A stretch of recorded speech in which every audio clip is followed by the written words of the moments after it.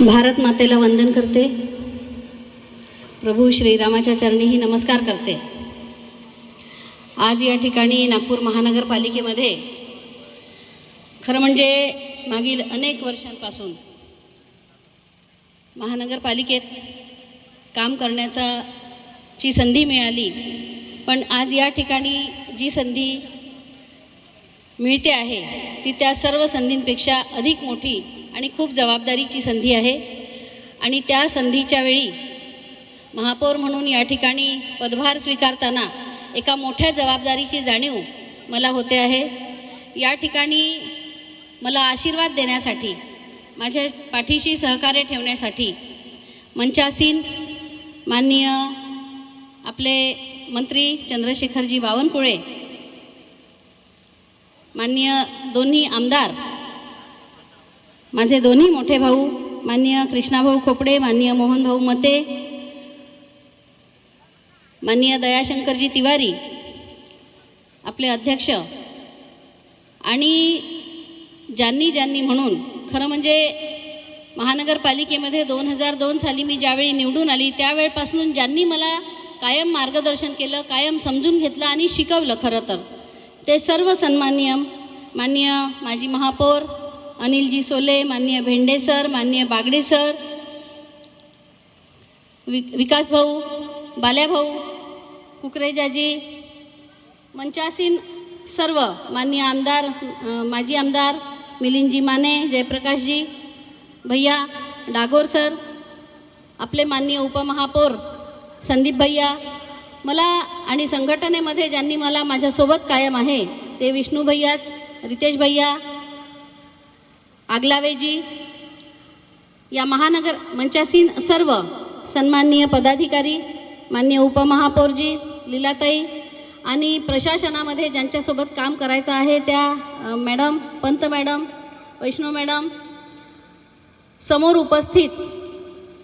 नागपूर शहरातील ज्यांच्यामुळे या ठिकाणी उभं राहता येत आहे असे सर्व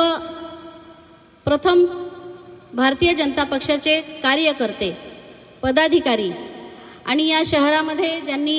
102 या संख्येमध्ये भारतीय जनता पक्षाचं निर्वाचन मिळवलं ते सर्व सन्माननीय नगरसेवक, नगरसेविका,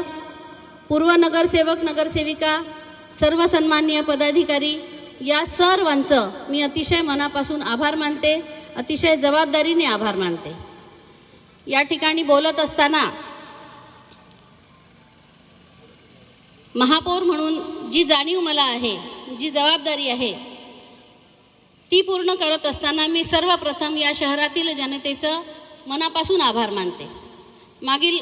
20 वर्षांपासून एक 15 वर्ष असे झाले की महानगरपालिकेमध्ये कायम स्वरूपाने महानगरपालिकेमध्ये जनतेने भारतीय जनता पक्षाला सत्ता दिली आहे, आणि निश्चितपणे सातत्याने इतके दिवस सत्ता देणं याचा अर्थच असा आहे की भारतीय जनता पक्ष हा सातत्याने शहराच्या विकासासाठी काम करत आहे। आणि त्याचं कारण खरं म्हणजे असं आहे की आमचे जे नेते आहे शीर्षस्थ माननीय गडकरी साहेब आहे, माननीय देवेंद्र फडणवीस साहेब आहे, आपले महसूल मंत्री, पालकमंत्री माननीय बावनकुळे साहेब आहे, सर्वांच्या मार्गदर्शनामध्ये आणि या शहराचा विकास आपण सगळे पाहतोय की अतिशय तीव्र गतीने विकास होत आहे। निश्चितपणे सगळ्यांनी जे सांगितलं ते भारतीय जनता पक्षाची कार्यपद्धती कशी आहे, त्याच्या नगरसेवकांनी कसं वागलं पाहिजे, महापौरांनी कसं वागलं पाहिजे, या सगळ्या गोष्टींचं निश्चित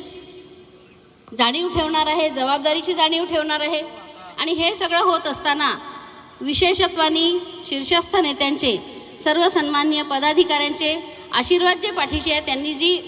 निवड केली आहे, जी जबाबदारी टाकली, त्यांचे अतिशय मनापासून आभार मानते आहे। आणि शहराची जी अपेक्षा आहे, आता सर्व सन्माननीय नेत्यांच्या भाषणातूनही आपण ऐकलं आणि तुमच्याही मनात तेच आहे की महापौर म्हणून काम करत असताना हे शहर देशाच्या पटलावर चांगलं नाव कसं कमावेल, हे शहर, या शहरातील जनतेसाठी होणाऱ्या ज्या काही सुविधा आहे, ज्या मागील कृष्णाभाऊंनी उल्लेख केला की मागील 10 वर्षाच्या नंतर ह्या शहराचा कसा कायापालट झालाय, आणि म्हणून हा कायापालट होत असताना जो प्रयत्न झाला त्याच्यामध्ये आणखी तीव्र गतीने विकास कसा होणार आहे आणखी नागरिकांना काय काय हवं आहे आणि या सगळ्या गोष्टी होत असताना भैयांनी सांगितलं की निश्चितपणे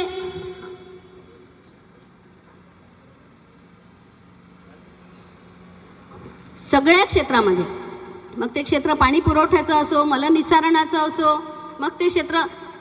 आता अजय भैयांनी सांगितलं की अतिक्रमणांचा अनेक विषय निश्चितपणे येणार आहे,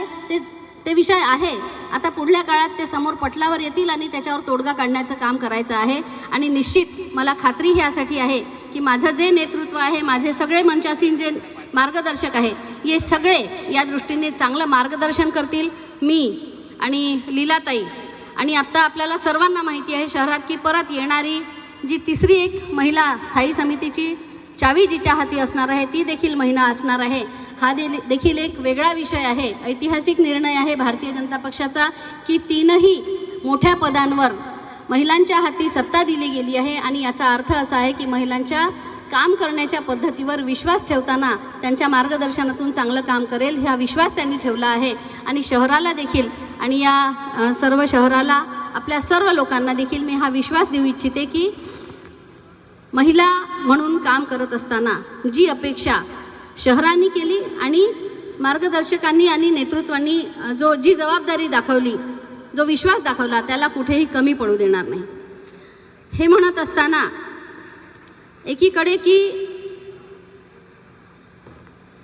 कमी बजेटमध्ये कसं चालवायचं, घर कसं चालवायचं, तिला 10,000 मिळाले तरी पण ती बरं चालवते, व्यवस्थित चालवते, तिला अधिक मिळाले तरी ती चालवते. हे अगदी खरं आहे की अगदी कमी बजेटमध्ये सुद्धा महिला घर चालवतात, तसं ती शहरही चालवेल. पण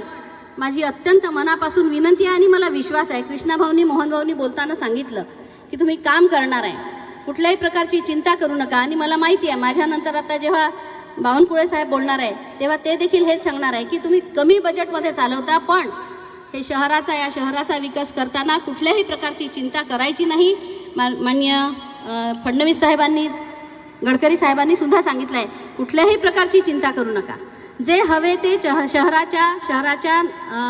शहरातील नागरिकांच्या सुविधेसाठी जे हवे ते चांगले निर्णय घ्या आणि निश्चितपणे आम्ही तुमच्या पाठीशी आहोत. त्याच्यामुळे ते खरं असलं तरी सुद्धा कुठल्याही प्रकारे कमी बजेट आपल्याला राहणार नाही या गोष्टीची खात्री आहे. मी एक वार पुन्हा आपणा सर्वांचे, मंचस्थ सर्वांचे आणि समोर उपस्थित